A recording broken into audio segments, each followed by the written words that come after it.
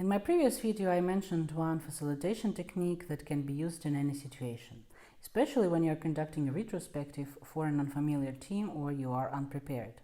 And it is suitable both for novice and experienced Scrum Masters.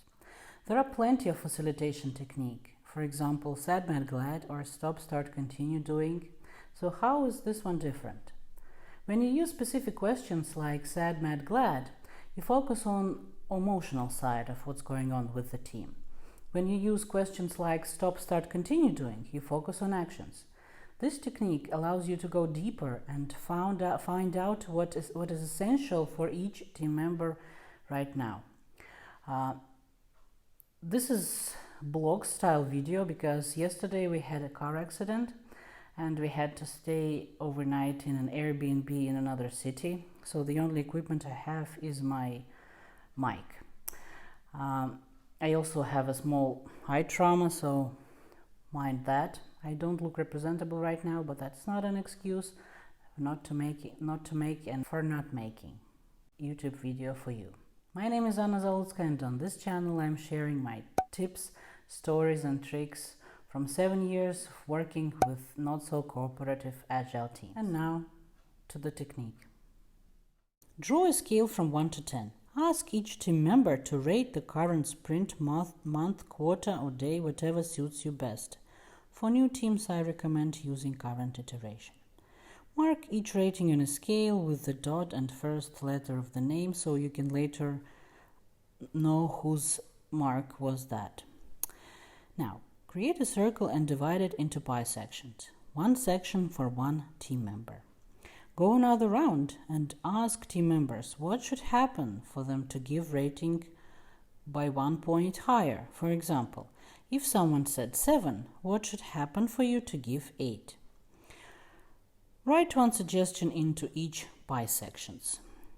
I will name some examples. For example, backlog items should be better described. I need to be distracted less often. We need fewer meetings. People usually suggest something that should happen to them, circumstances to change. Your task is to move each suggestion into the control zone during the whole process. Go another round and ask to name success criteria for each suggestion. For example, what does it mean better? What should be there? How will you know that backlog items are better? How often is it okay? How long can you work undisturbed for your concentration to be intact? How many meetings are okay? Which time of the day? Go another round and ask the team to dot vote for each suggestion that affects the whole team. For a team of 9, each can have 3 options. Pick 2-3 most voted items depending on their complexity. Now go another round and ask what one action item can be performed to achieve each of the 2-3 selected suggested improvements.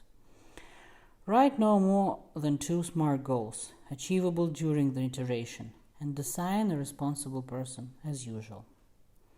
For example, arrange a meeting with the product owner to define definition of ready. Agree on do not disturb time during the day and when no meetings are scheduled. Or, when I sit in my headphones, please do not disturb me. Not more than 1 meeting a day, and add this to your working agreement. As usual, we have the list of action items with corresponding responsible persons. This technique is very flexible. You can modify it to fit any situation. For example, you can list the areas of transformation the team needs, or you can discuss what does it mean to collaborate together, what teamwork consists of. You name it. Your imagination is the limit. That's basically it. Leave your likes, dislikes and comments below, and see you in my next video.